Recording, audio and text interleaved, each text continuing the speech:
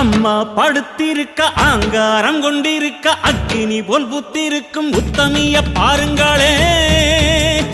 நீட்டி படுத்திருக்க நீதி சொல்ல காத்திருக்க ஈசான பொட்டலிலே மாசாணி பாருங்களே.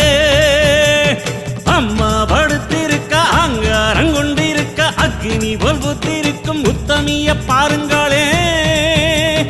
நீட்டி படுத்திருக்க நீதி சொல்ல காத்திருக்க ஈசான பொட்டலிலே மாசாணி பாருங்களே. வம்பு வழக்கெல்லாம் துன்பம் கொடுக்கையில் மிளகா சாந்தரட்சி கேட்டாளே. நாம கலங்காம மாசாணி காத்தாளே.